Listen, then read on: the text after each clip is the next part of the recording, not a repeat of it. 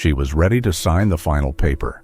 A life was about to end quietly in a cold shelter cage, forgotten, shaking, and alone.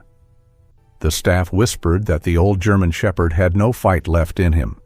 Then a woman walked in, carrying her own scars from war, and placed a worn dog tag on the floor. In that silent moment, something impossible happened, and everyone witnessing it felt their hearts break open. Before we begin, don't forget to like, share, and subscribe. A gray morning settled over Denver. Cold air touched the windows of the small shelter, holding the quiet like a breath unspoken. The steel doors of the county building opened with a low sound, metal against metal. Inside, the hallway narrowed into rows of cages, each a small world built of wire and waiting. At the far end, a German shepherd lay against the bars, his coat dull, the natural gold and black darkened by days without sunlight.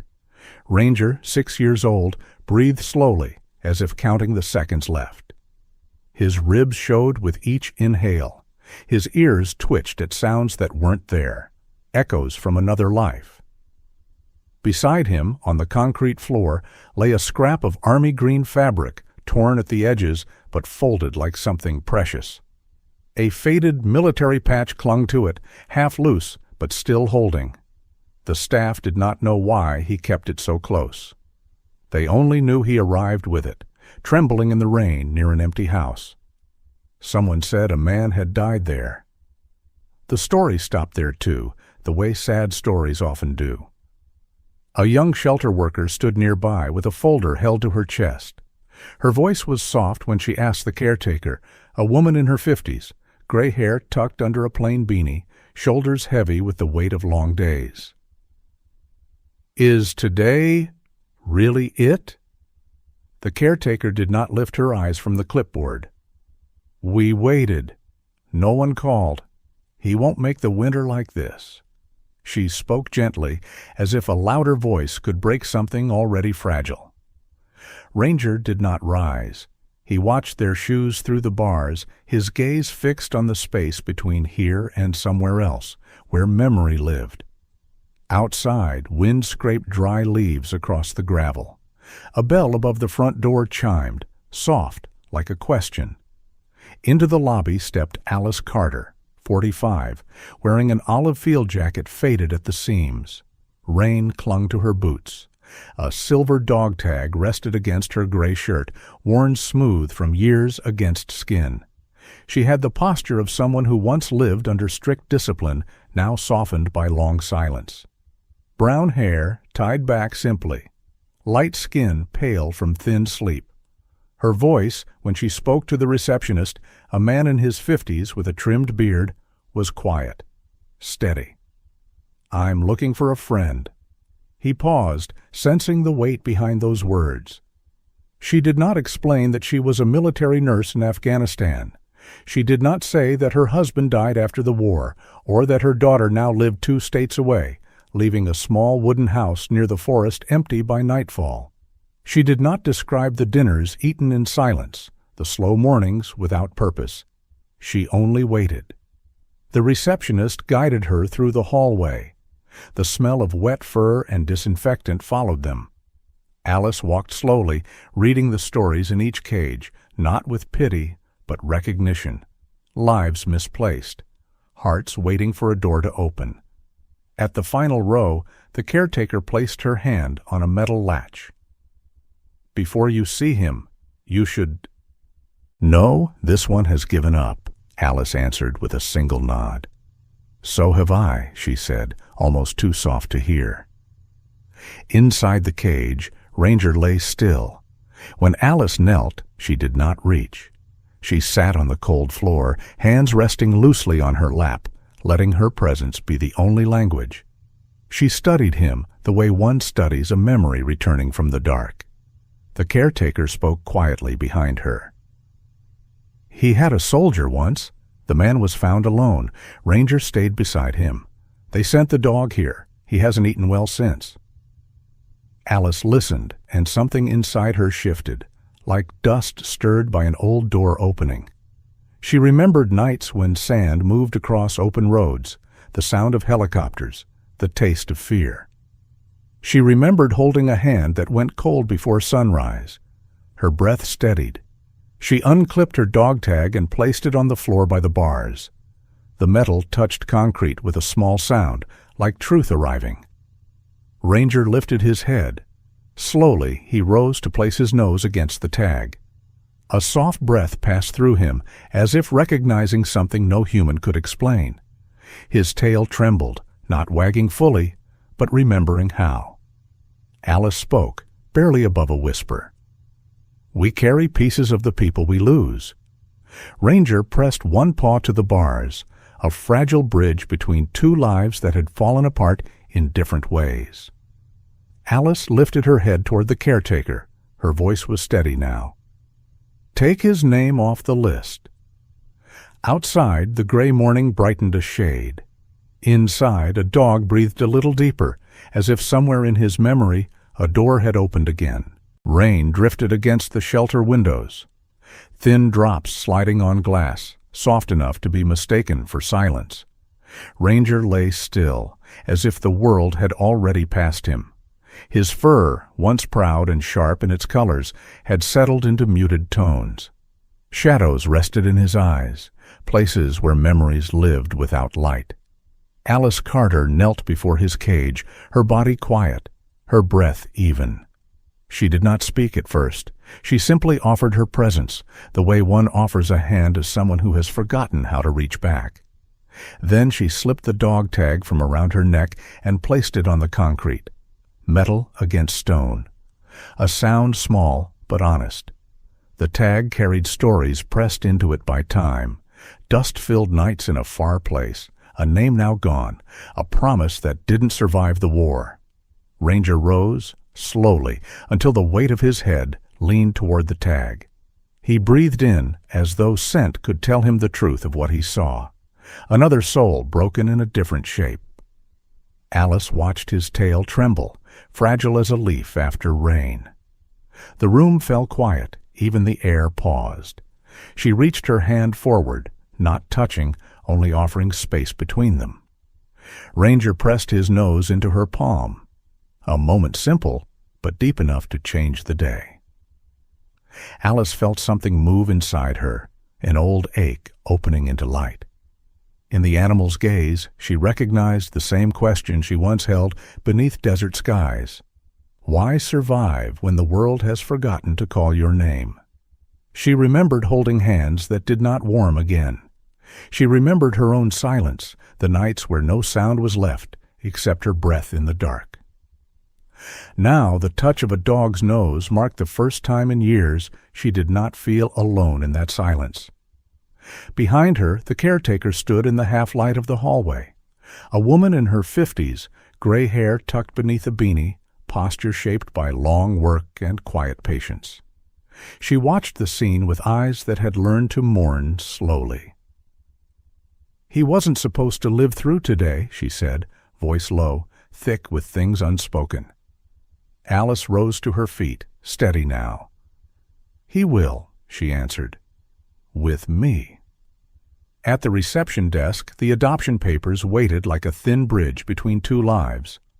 The receptionist, a broad-shouldered man in his later years, trimmed beard, denim shirt, handed her a pen. His voice carried the weight of someone who had seen both gratitude and regret pass through this office. "Are you sure?" he asked softly. Alice signed her name with steady strokes. "I've been alone long enough," she replied. "So has he." The caretaker opened the cage, and Ranger stepped out on uncertain legs. He paused, not out of fear, but as if choosing the direction of hope. Alice knelt again, allowing him to approach on his own measure.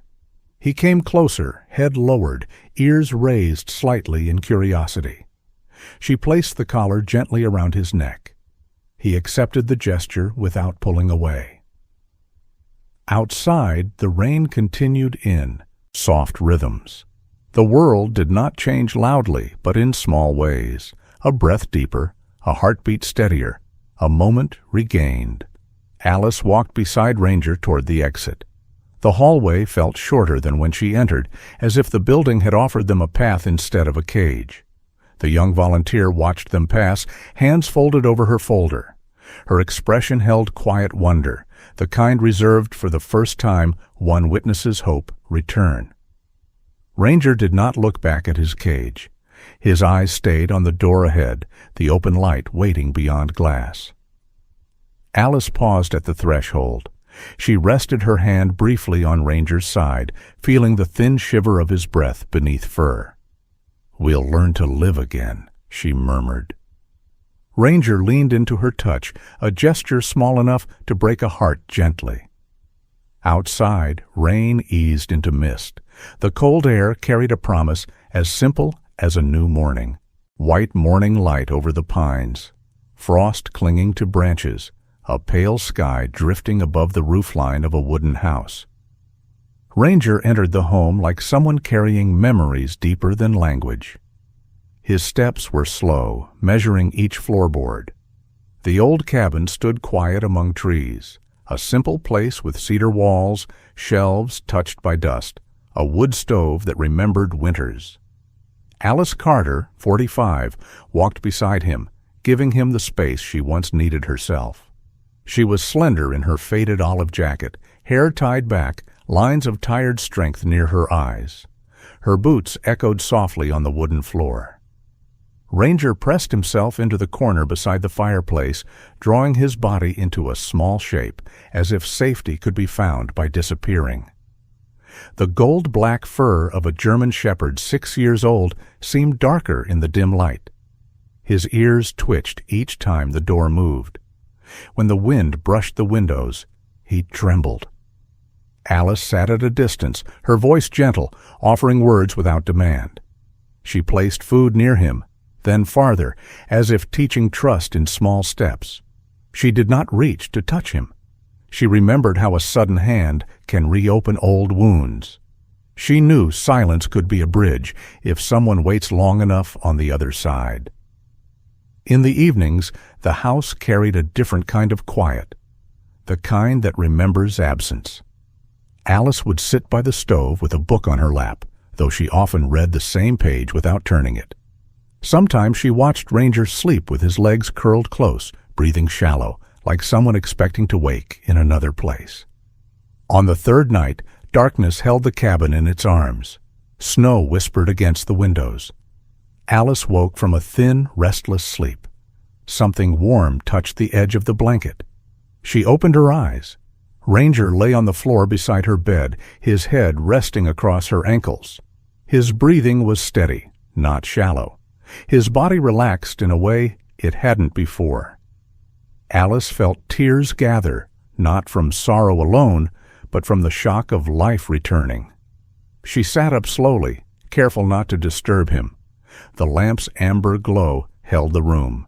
She reached a hand toward him, not to pull him closer, but to let her fingers hover above his fur. Ranger's tail moved once, a soft thump against the quilt. Alice pressed her palm lightly to the blanket, near his shoulder. A warmth spread through her, the kind that comes after long winters. She whispered, "Thank you," though she wasn't sure if she spoke to him or to something greater. Morning arrived clear and cold. Alice stepped onto the porch with Ranger at her side. He walked with caution, his paws leaving prints in the snow that melted at the edges. Sam Peterson, 68, lived 2 houses down. A retired carpenter with a gray beard and a heavy winter coat, he walked the road each morning, hands tucked behind his back, shoulders rounded by weather and years. He paused when he saw the dog. "That the new fellow?" he asked, voice rough, like old timber. Alice nodded.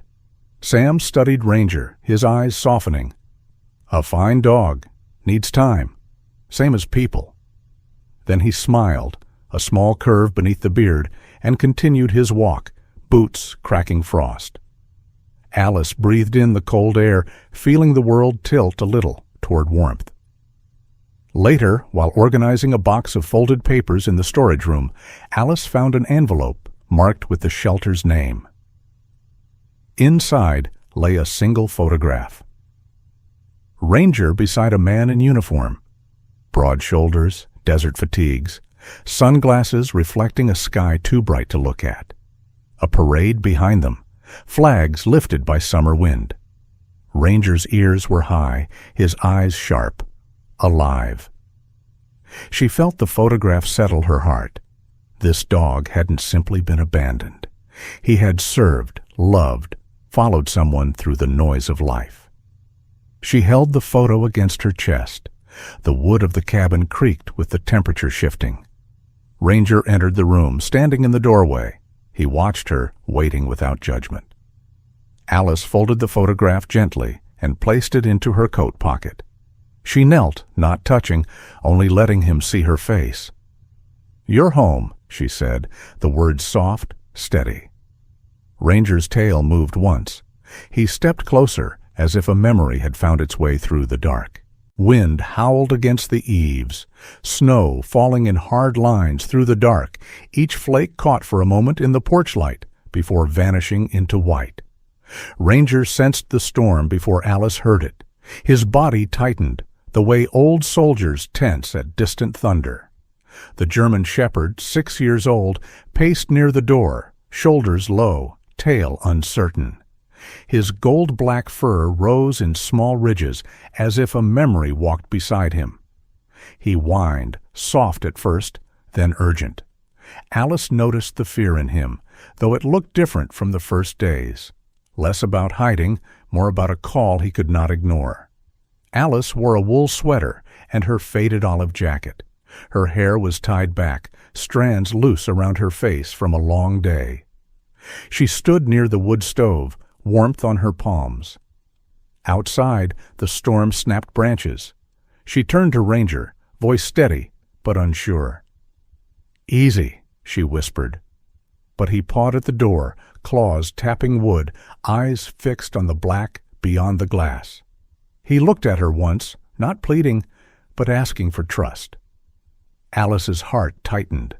For a moment she thought this was the return of war inside him, old panic born from sirens and smoke. She saw in him a mirror of her own nights when the world felt too loud to bear. The wind carried a sound, thin as a lost breath. Ranger barked once, sharp, then waited. Alice stepped closer and opened the door. Cold rushed over the floor. Ranger bolted into the storm, paws cutting through the drifts. Alice followed, coat pulled tight, breath turning to ice in the dark. Snow hit her face like sand in desert winds she once knew. She could barely see Ranger's shape against the trees, moving with purpose, not panic. His ears pointed toward a patch of shadows under pines. Alice stumbled through the snow, her boots sinking deep. Then she heard it, a faint sound under the wind, a voice broken by cold. She reached Ranger's side. The dog stood over a man lying half buried in snow, breath shallow, wool coat crusted with ice. Sam Peterson, 68, the neighbor who smiled on the road. His gray beard froze at the edges, eyes unfocused. His mittened hand clasped something against his chest, a small bell collar from the cat he had gone searching for. Alice knelt, instincts rising with the clarity of old training. Her voice shifted, low and firm. She checked his pulse, pressed 2 fingers against his cold skin. "Sam," she said, sharply enough to pull him toward the world. She removed her gloves, using her body for warmth, tucking his hands under her jacket. Ranger circled close, tail low, breathing fast.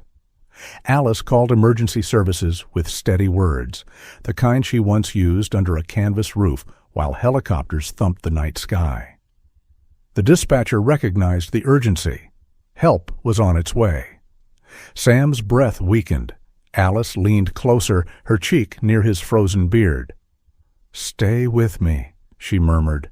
Her voice, usually quiet, held the weight of every life she had fought for. Ranger lay beside Sam, pressing his body against the man's side as if to lend his heat. Snow gathered on the dog's fur like white dust on old leather. His eyes never left Sam's face. Lights broke through the storm. Paramedics arrived, 2 men layered in heavy coats, faces red from cold. They lifted Sam onto a stretcher, working with calm urgency. One of them, a tall man with a thick beard, glanced at Alice. "You saved him. Another hour and—" His sentence faded into wind. Alice nodded, eyes on Ranger. The dog stood close, snow melting into his coat, chest rising with tired breaths. The paramedic pulled the stretcher toward the ambulance, wheels biting through the snow. Alice walked home with Ranger at her heel. The storm softened now, a gentler snow falling behind them.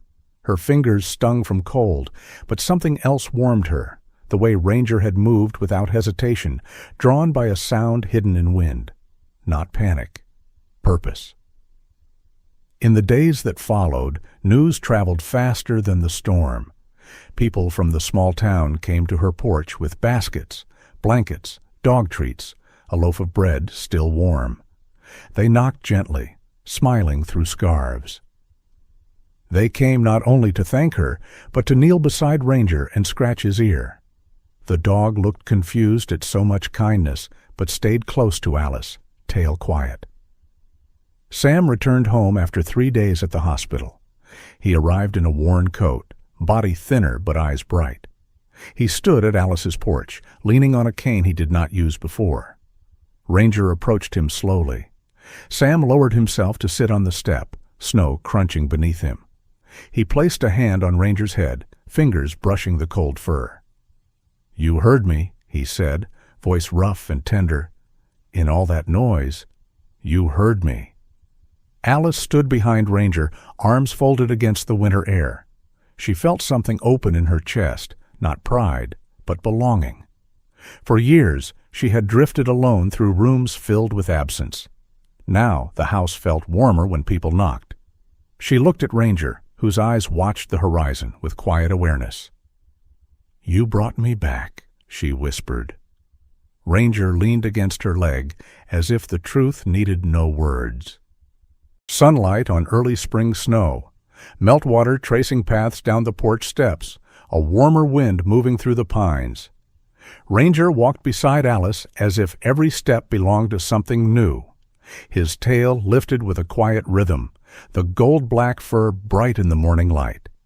Alice carried a canvas tote and wore her faded olive jacket, a gray scarf tucked gently at her collar. Lines of tiredness still lived near her eyes, but there was a softness now, something warmer than sleep.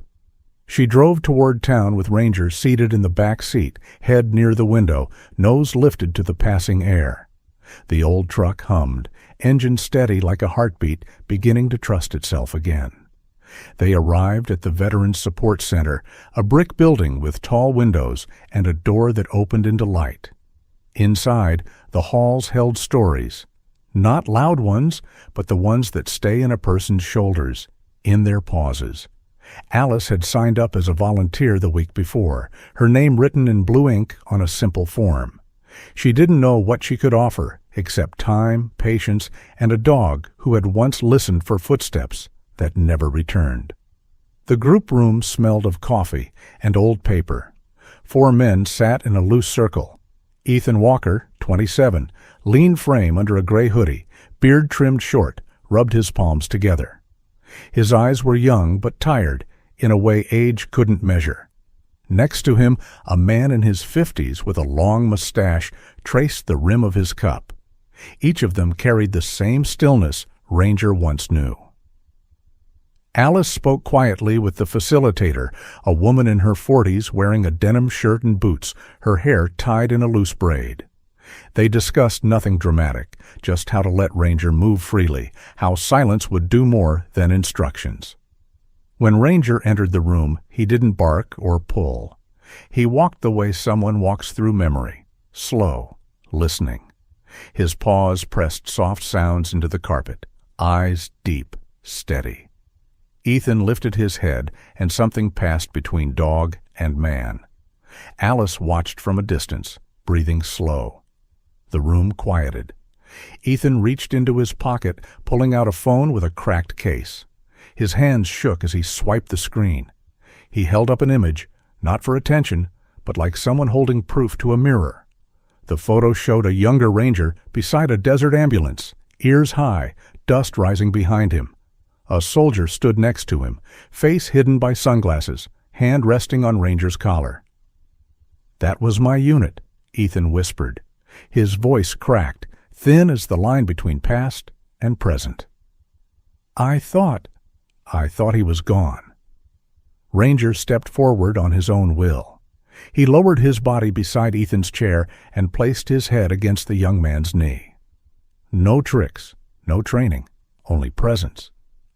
Ethan bent forward, pressing his forehead to Ranger's neck, shoulders shaking in quiet sobs someone might mistake for breathing if they weren't listening closely. The room stayed silent, not out of discomfort, but reverence. Alice felt her heart widen. For years, she had wondered what meaning remained after everything broke. Now she watched two pieces of the same history find each other in a room made of second chances. The facilitator wiped her eyes. No one spoke. Words would have only narrowed the space where healing lived. After the session, the center director, a tall man in his 60s with silver hair and a gentle handshake, approached Alice. His jacket smelled faintly of cedar and winter smoke. "We'd like to honor him," he said. "We see a lot of darkness move through these walls. Today, something came back." A week later, they unveiled a small wooden plaque near the entrance. Sanded pine, letters carved by hand. Ranger. The dog. Who came back? People stopped when they entered, reading the simple phrase as if it carried a larger truth. Some touched the wood. Some smiled to themselves.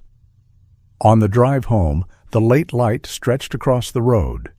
The snow had melted into patches of earth, and the smell of pine sap filled the air. Ranger sat upright, looking out the window, eyes open to the horizon, ears relaxed, tail gently moving like a pendulum, keeping time. Alice rested one hand on the steering wheel and the other on her lap, where the dog tag she once placed on cold concrete lay warm against her palm. She glanced at Ranger. He looked back, holding her gaze without dropping it. Not the look of an abandoned animal, but of a companion who had chosen to stay. Alice breathed the quiet. "We didn't save you," she said softly. "You saved us." The truck rolled through shadows of tall trees. Ranger shifted closer, his shoulder against the seat, head near her arm. Outside, spring wind pushed through the branches, carrying the sound of thaw and beginnings.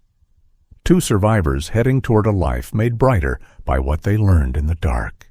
As we grow older, the world can feel quieter. Loneliness, illness, and the long nights no one sees can weigh heavier than years themselves. But hope often arrives in small ways, a gentle touch, a loyal dog, a neighbor's smile. You are not forgotten. Your story still matters, and your kindness can heal others more than you know. If this journey touched your heart, please share it, leave a comment, and subscribe so we can stay connected. May God bless you with peace, comfort, and strength for the days ahead, because every soul deserves love, even in the silent moments.